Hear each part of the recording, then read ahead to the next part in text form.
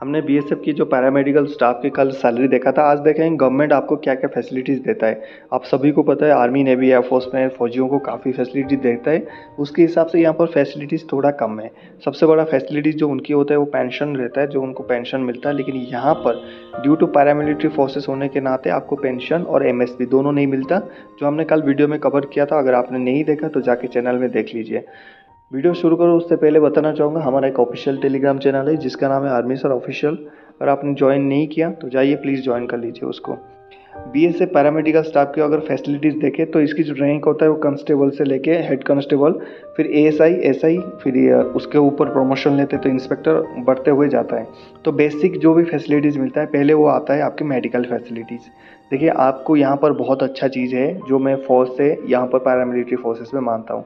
फ़ौज की अगर आप सैनिक है, सोल्जर है, मतलब आर्मी नेवी एयरफोर्स की बात कर रहा हूँ, आपकी जो मिलिट्री हॉस्पिटल्स है वहाँ पर चेकअप करना होगा। लेकिन अगर आपको सिविल में कराना है तो बहुत सारे प्रोसेस रहता है, एमएस में जाना पड़ता है, डॉक्टर से लिखाना है, फिर रेफ़र करता है, फिर जाते हो चेकअप, इसमें काफ़ी टाइम गुजर जा सकता है। In that case paramilitary forces बहुत अच्छा है मेडिकल फैसिलिटीज़ में। यहाँ पर क्या करना है, सिर्फ आपको आपकी जो भी डिपेंडेंट है, यानी आपकी फादर मदर आपकी डिपेंडेंट है, आपकी वाइफ आपकी डिपेंडेंट है, आपकी बच्चे आपकी डिपेंडेंट है, आपकी भाई 21 साल से पहले डिपेंडेंट है, और आपकी जो बहन है जब तक वो शादी नहीं करती वो डिपेंडेंट है। अदरवाइज वो गवर्नमेंट का नौकरी नहीं करता हो तो आपके वो डिपेंडेंट है। तो ये जो डिपेंडेंट्स मैंने आपको बताया है, इसमें अगर आपको डाउट्स है आप नीचे कमेंट करिए, मैं भी बता दूंगा कि हाँ ये डिपेंडेंट है कि नहीं। तो ये जो डिपेंडेंट्स है इनमें कोई भी प्रॉब्लम होने पर आप किसी भी हॉस्पिटल में जा सकते हैं। जैसे मान लीजिए किसी भी सरकारी हॉस्पिटल में पहले आपको जाना पड़ेगा। मान लीजिए कोई भी छोटा सा हॉस्पिटल में जाइए, वहाँ पर से जैसे आपको बहुत बड़ा डिजीज़ है, कुछ भी हुआ इनकी, तो वहाँ पर जाइए, वहाँ पर देखिए छोटा हॉस्पिटल में ट्रीटमेंट होता नहीं है, तो वहाँ पर वो लिख के दे देगा कि आप किसी भी हॉस्पिटल में करा लो। आप वहीं से उठाओ और सबसे बड़ा हॉस्पिटल में ट्रीटमेंट कराओ। जितनी आपकी पैसा लग रहा है वो सारे का बिल एक बार स्टेपल करो, आपकी हेडक्वार्टर में भेजिए, आपकी यूनिट में भेजिए, और वो आपकी पैसा आपके अकाउंट में आ जाएगा। बहुत अच्छा प्रोसेस ये मैं मानता हूँ, इसमें कोई भी झंझट नहीं है। तो मेडिकल फैसिलिटीज़ पूरा इंटेल रहता है गवर्नमेंट की। आप बीएसएफ में अगर पैरामेडिकल स्टाफ में तो आप बिल्कुल फैसिलिटीज़ ले सकते हैं। पूरे सिविल में जितने भी बड़े हॉस्पिटल है वहाँ पर आपकी डिपेंडेंट्स जो भी है उनकी ट्रीटमेंट करा सकते हैं। सबसे बड़ा मेडिकल फैसिलिटी होता है, इनमें बहुत पैसा खर्च होता है। आपको पता होगा किसी को अगर किसी भी ऑपरेशन करना होता है कितने कितने पैसे खर्च हो जाते हैं, लेकिन ये सारे गवर्नमेंट आपको पे करता है। ये मेडिकल फैसिलिटी अगर क्लियर हो गया। दूसरे एक जवान का सबसे बड़ा फैसिलिटीज़ रहता है उसकी छुट्टी। तो छुट्टी यहाँ पर कैसे, जैसे अभी आपको पता है अग्निवीर स्कीम चल रहा है, सिर्फ 30 दिन का छुट्टी है। बंदा 18 घंटे की जगह 20 घंटा काम कर लेगा, लेकिन यहाँ पर क्या है, छुट्टी नहीं मिलेगा तो बंदा स्ट्रेस में होता है। चाहे आप उसकी मोरल कितने भी ऑफ कर लो, कितने भी पैसा दे दो, अगर छुट्टी उसको टाइम से नहीं देते हो और छुट्टी उतना जितना बनता है उसको नहीं देते हो, उसकी मोरल हमेशा डाउन रहता है। तो यहाँ पर छुट्टी आपको गवर्नमेंट देता है 80 दिन, 60 दिन आपको देता है एनुअल लीव, और 20 दिन देता है आपको कैजुअल लीव। लेकिन फौज से थोड़ा सा यहाँ पर भी चेंज है। फौज कैजुअल लीव में हर एक छुट्टी को काउंट करता है छुट्टी में, लेकिन जो आप पैरामिलिट्री फोर्सेस में मान लीजिए आप 1 तारीख को जा रहे हैं, बीच में 2 सरकारी छुट्टी है, तो वो दोनों काउंट नहीं होता है। मतलब अगर 20 दिन के आप छुट्टी गए और उनके बीच में 5 दिन की छुट्टी था, सरकारी छुट्टी, संडे, सैटरडे आ गया, सैटरडे तो नहीं होता, संडे आ गया, सरकारी की 3-4 छुट्टी आ गया उस 20 दिन में, तो वो काउंट नहीं होता। अगर आप 20 दिन की छुट्टी आप 30 दिन भी कर सकते हो अगर सही प्लानिंग करके जाते हो तो। मेरे बहुत सारे दोस्त वहाँ पर सीआईएसएफ दिल्ली में भी है, वैसे ही करते, 20 दिन के कैजुअल लीव को 30-35 दिन बना देते हैं। तो ये आपके ऊपर डिपेंड है। तो टोटल अगर छुट्टी की बात करो, 60 दिन आपकी छुट्टी बनेगा एनुअल लीव, 20 दिन कैजुअल लीव, टोटल 80 दिन। इसकी पैसा आपको पेमेंट करता है गवर्नमेंट। आपको चाहे आप छुट्टी में रहे तो गवर्नमेंट आपको इसकी जो मंथली सैलरी आपको पे करता है, ठीक है। तीसरी आ गया कैंटीन फैसिलिटीज़। कैंटीन फैसिलिटी फौज के थोड़ा सा मतलब आपकी लो लेवल का होता है। फौज में क्या है, वो इंडिविजुअली उनकी कैंटीन होता है आर्मी नेवी एयरफोर्स की, तो वो चलाते हैं। तो यहाँ पर भी आपके सेंट्रल पैरामिलिट्री फोर्सेस का कैंटीन होता है, वहाँ पर से भी आप सामान ले सकते हो। लेकिन क्या है, एक्सप्लोर बहुत कम है। आपकी कोई पर्सनल कार्ड नहीं रहता, पैरामिलिट्री फोर्सेस का कैंटीन कार्ड नहीं रहता जो फौज में रहता है। आप सिर्फ जो कैंटीन है आपका वहाँ पर जा सकते हो, आप बिना कार्ड के आप सामान ले सकते हो। लेकिन आप जो फौज में जो कैंटीन बनाया गया है जैसे आर्मी नेवी एयरफोर्स में, वहाँ से सामान नहीं ले सकते। वहाँ से सामान लेने के लिए आपको सीएसडी कैंटीन कार्ड चाहिए, ठीक है। तो CSD canteen card only army navy air force को दिया जाता है, पैरामिलिट्री फोर्सेस को नहीं दिया जाता है। तो आप बीएसएफ में जा रहे हैं पैरामेडिकल स्टाफ में, तो आपको यहाँ पर कैंटीन फैसिलिटी ओनली आपकी जो ऑथराइज कैंटीन है, जो पैरामिलिट्री की कैंटीन है, अभी हर जगह पे खोलने लग गए धीरे धीरे धीरे धीरे। पहले मेरे वहाँ पर भी डीआरडीओ में नहीं था बालेश्वर में, तो अभी भी वहाँ पर भी खोलने लग गए, तो बीच बीच में खुल रहा है अभी, तो आप वहाँ से सामान ले सकते हैं, कैंटीन फैसिलिटीज़ आप ले सकते हैं, ठीक है। उसके बाद आते हैं आपके घर। जैसे मान लीजिए आपकी शादी हो गया और आप चाहते हैं अपनी बीवी को, अपनी वाइफ को या फिर मदर फादर को अपने साथ रखने के लिए, बिल्कुल आप उसके लिए एलिजिबल है। आपको 2 BHK का फ्लैट मिलता है, जिसमें आपको 2 room, 1 bathroom, 1 store room, 1 kitchen और उसके साथ और 1 स्पेयर रूम भी दिया जाता है। साथ में आपको नीचे 4 व्हीलर का पार्किंग, 2 व्हीलर का पार्किंग आपको दिया जाता है। साथ में जो फौज की कैंटोनमेंट की सारे फैसिलिटी यहाँ पर दिया जाता है आपको, और आपकी वाइफ को प्रोवाइड किया जाता है। ये आपकी हो गया रूम का फैसिलिटीज़, ठीक है। वहाँ पर आपकी एसी वाला सिस्टम, काफ़ी सोल्जर्स में डाउट रहता है कि हमें एसी लगा सकते हैं कि नहीं। बिल्कुल आप एसी लगा सकते हैं, लेकिन जो एसी का बिल है वो गवर्नमेंट पे नहीं करता। जब भी आप कोई क्वार्टर लेते हो, आप रहते हो वहाँ पर, जो इलेक्ट्रिक बिल है आपको इंडिविजुअल वो पे करना होता है। तो इसका ध्यान रखें, आप जितना यूज़ करेंगे आपको इलेक्ट्रिक बिल पे करना होगा, बाकी पानी वगैरह कुछ नहीं पे करना, रूम की रेंट कुछ भी नहीं पे करना। आप जहाँ पर भी पोस्टेड हो वहाँ पर आप रख सकते हैं। वहाँ पर से आपको एप्लीकेशन देना है फॉर एकोमोडेशन। जैसे ही आप रहते हो तो वहाँ पर से आपको क्वार्टर मिल जाएगा, जो भी ऑथोराइज क्वार्टर है मिल जाएगा। अगर बाई चांस वहाँ पर क्वार्टर अवेलेबल नहीं है, मान लीजिए 100 का BSF का स्टाफ है और 25 क्वार्टर है, तो यहाँ पर 75 को तो मिलेगा नहीं।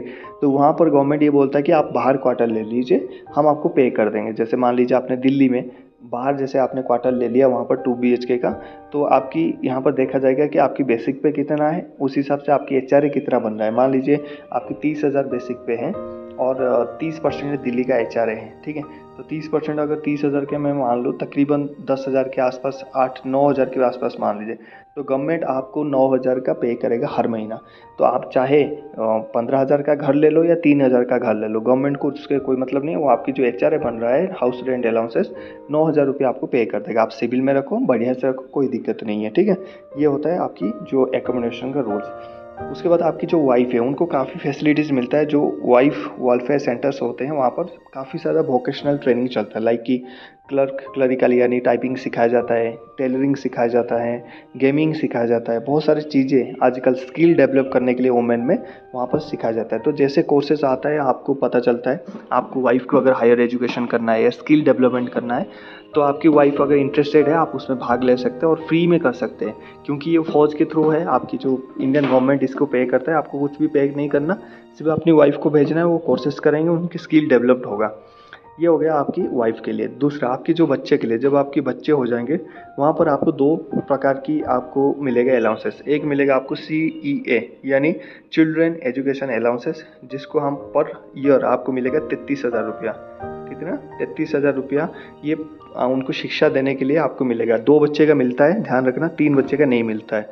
लेकिन एक्सेप्शनल केस होता है, जैसे फर्स्ट बच्चा आपका, और जैसे एक ही बच्चा हुआ था और दूसरे में जुड़वा हो गए 2, तो 3 हो गए, तो क्या तीनों को नहीं मिलेगा? मिलेगा, तीनों को ही मिलेगा। अगर जुड़वा हुआ है सेकेंड टाइम में तो आपका वहाँ पर मिलेगा, लेकिन अगर आपने फर्स्ट 2 किया था फिर और एक कर लिया तो नहीं मिलेगा। हमेशा 2 को ही मिलेगा, ठीक है। जो एक्सेप्शनल केस बोला हो उसको छोड़ के बाकी 2 का ही मिलेगा आपको। मतलब मान लीजिए आपके 2 बच्चे हैं, 3 साल के बाद ये मिलना शुरू होता है, तो 66,000 हर साल आपको मिलेगा फॉर देयर एजुकेशन, चाहे वो लड़की हो चाहे लड़का हो। दूसरी चीज़ आपको मिलेगा हॉस्टल सब्सिडी। हॉस्टल सब्सिडी ये पर मंथ आपको 8,000 के आसपास मिलता है। अगर आपकी बच्चा घर पे नहीं है, कोई हॉस्टल में रह के उसकी पढ़ाई करता है, वहाँ पर एक्स्ट्रा खर्चा है, तो 8,000 तक हर महीना आप क्लेम कर सकते हो। मतलब मान लीजिए यहाँ पर जैसे आपके 7,000 है, 6,000 है, जितने भी बिल बन रहा है आप उसको अटैच करिए, अपनी हेडक्वार्टर या यूनिट में भेजिए, आपकी हॉस्टल सब्सिडी नाम का एक अलाउंस शुरू हो जाएगा। जितना आपकी खर्चा है गवर्नमेंट आपको पे करेगा, हाईएस्ट 8,000 है, उससे ज़्यादा पे नहीं करेगा। लेकिन ये हर मंथली है। जो CEA ये साल में एक बार मिलेगा, लेकिन जो हॉस्टल सब्सिडी है 2 बच्चे का पर मंथ मिलेगा, ठीक है। और ये मैक्स टू मैक्स 8,000 एक पैरामेडिकल स्टाफ का हो सकता है। तो ये है। उसके बाद आपकी जो केंद्रीय विद्यालय होते हैं, सेंट्रल स्कूल होता है, सैनिक स्कूल होता है, यहाँ पर आपके लिए स्पेशल वैकेंसीज रहता है। और यहाँ पर जो आपको जो देना पड़ता है, जैसे बिल देना पड़ता है, जैसे मान लीजिए सेंट्रल स्कूल में मेरा बच्चा पढ़ रहा है, मान लीजिए वहाँ पर 50,000 पे कर रहा हूँ, वही अगर सिविलियन का बच्चा वहाँ पर पढ़ेगा तो उसको 75,000 या फिर 1,00,000 रुपये देना पड़ेगा। यहाँ पर फौजी होने के नाते गवर्नमेंट आपसे कुछ रिलैक्सेशन करता है, तो यहाँ पर मिनिमम आपको 25, 30, 40% की छूट दिया जाता है फॉर सेंट्रल स्कूल, केंद्रीय विद्यालय, मिलिट्री स्कूल, ये जहाँ पर भी है वहाँ पर आपको छूट दिया जाता है, ठीक है। इसके बाद आता है ट्रैवलिंग फैसिलिटी। ट्रैवलिंग 2 टाइप की फैसिलिटीज़ आपको मिलता है, एक होता है ट्रेन, एक होता है आपको फ्लाइट। उसके बाद ये जिप्सी की भी गाड़ी की भी बात करेंगे। पहले होता है ट्रेन फैसिलिटी। ट्रेन में देखिए अगर आपकी एरिया डिपेंड करता है, अगर आप सिविल और बढ़िया एरिया पे पोस्टेड हो, मतलब पीस एरिया जिसको बोलते हैं, 2 टाइप के एरिया होता है, एक पीस एरिया, एक फील्ड एरिया। एक पीस एरिया इसका मतलब होता है कि वहाँ पर कोई भी डेंजरस चीज़ें नहीं है, बढ़िया जगह है, आप रेस्ट हो। तो वहाँ पर गवर्नमेंट आपको जाने का, ड्यूटी स्टेशन से लेके घर तक जाने का और घर से लेके ड्यूटी स्टेशन आने का एक बार बिल्कुल फ्री में जाने देता है। आप जाइए थर्ड एसी में, राजधानी में, किसी ट्रेन में भी जाइए, फ्री में जाइए, ठीक है। और आपकी जो लेवल ऑफ कंपार्टमेंट रहेगा वो थर्ड एसी रहेगा, सेकंड एसी, फर्स्ट एसी आपको लागू नहीं है। दूसरी बात, अगर आप दूसरी बार छुट्टी गए तो आपको वहाँ पर 60% आपका पे करना पड़ेगा, उसके बाद जितने भी बार गए। ये हो गया अगर आप पी स्टेशन में पोस्टेड है। अब मान लीजिए आप फील्ड एरिया में पोस्टेड है जहाँ पर डेंजर है, जम्मू एंड कश्मीर हो गया, वहाँ पर ऐसे जगह पे हाई एल्टीट्यूड में पोस्टेड है, तो वहाँ पर क्या करेगा गवर्नमेंट आपको 2 बार जाने देता है। एक बार जाइए घर में, फिर वापस आइए, एक बार हो गया, फिर एक बार जाइए, फिर घर से वापस आइए, 2 बार। 2 बार गवर्नमेंट आपको फ्री कर देता है। तीसरी बार अगर आप जाते हो तो 60% आपको ऑनवर्ड्स देना पड़ता है। चौथी बार गया तब भी 60%, पाँचवीं बार तब भी 60%। 60% मतलब समझ रहे हो, मान लीजिए टिकट हो गया आपकी वहाँ पर 10,000 का टिकट हो गया जाने आने का, तो गवर्नमेंट आपको बोलेगा भाई 4,000 मैं तेरा माइनस कर देता हूँ, 6,000 रुपये तुझे देना पड़ेगा। तो 6,000 रुपये आप गवर्नमेंट को पे करते हो या फिर आपकी सैलरी स्लिप से काट लिया जाता है। 4,000 रुपये गवर्नमेंट अपनी पे कर लेता है, ठीक है, समझ गए। ये हो गया आपकी ट्रेन का। अब आते हैं फ़्लाइट की। आप फ्लाइट में किसी भी कोने से कहीं भी जा सकते हैं। यहाँ पर आपकी जो बेस फेयर है वहाँ की 50% आपको छूट मिलता है। अब बेस फेयर में कन्फ्यूजन नहीं रहना, बहुत लोग बेस फेयर में कन्फ्यूजन रहता है। देखिए फ़्लाइट में बहुत सारे फेयर होता है। मान लीजिए आपकी फ़्लाइट का टिकट 4,000 है, तो इसका बेस फेयर होगा 1,000 रुपया, बाकी टैक्सेस होंगे 3,000 रुपया। आप देखो इसकी बेस फेयर है 1,000 रुपये, इसकी 50% कर लो 500 रुपया, टैक्सेस जितना लगना था आपके ऊपर लगेगा, तो 3,000 और ये 500 रुपया, 3,500 रुपया फ्लाइट पड़ा। अगर मैं सिविलियन हूँ मुझे 4,000, अगर आप फौजी हैं, BSF पैरामेडिकल स्टाफ में जॉब करते हैं तो आपको 3,500 रुपया यानी 500 रुपया, 1,000 रुपया छूट पड़ेगा। डिपेंड करेगा कि बेस फेयर उसका कितना है। मान लीजिए 10,000 का टिकट है, वहाँ पर 3,000 का बेस फेयर है, तो उसमें 1,500 पड़ेगा और बाकी जो 7,000 इसमें ऐड हो जाएगा, 7, 8, 8,500 आपको पड़ेगा, समझ गए।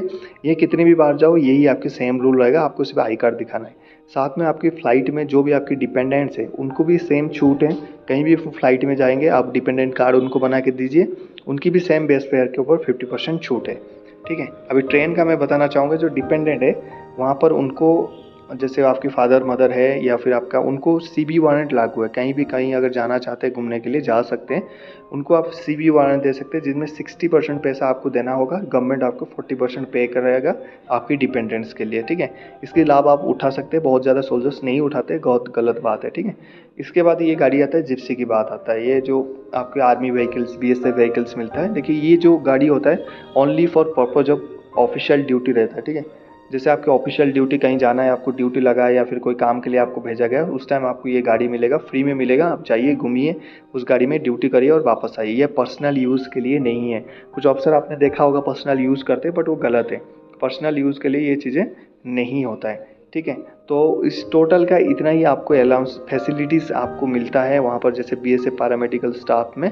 इसके अलावा अगर आप हायर एजुकेशन करना चाहते हैं तो वहाँ पर भी आपको ऑप्शन है, आप हायर एजुकेशन भी कर सकते हैं। सिर्फ आपकी जो यूनिट की जो हेड होंगे उनको एक NOC देने के लिए बोलिए, नो ऑब्जेक्शन सर्टिफिकेट आपको देंगे। उसके बाद आप जैसे यहाँ पर ग्रेजुएशन में भर्ती हो रहे हो, 10+2 लेवल में भर्ती हो रहे हो, आप जितना आप पढ़ना चाहेंगे वहाँ पर पढ़ सकते हो। प्रमोशन भी आपको मिलेगा वहाँ पर, बढ़िया से काम करोगे तो वो आपकी पर्सनल वेलफेयर है, बिल्कुल कर सकते हैं आप, ठीक है। इसके अलावा अगर आपके कोई क्वेश्चन है नीचे कमेंट करिएगा। वीडियो कैसा लगा कमेंट्स करिए। मिलते हैं नेक्स्ट टॉपिक में। जय हिंद।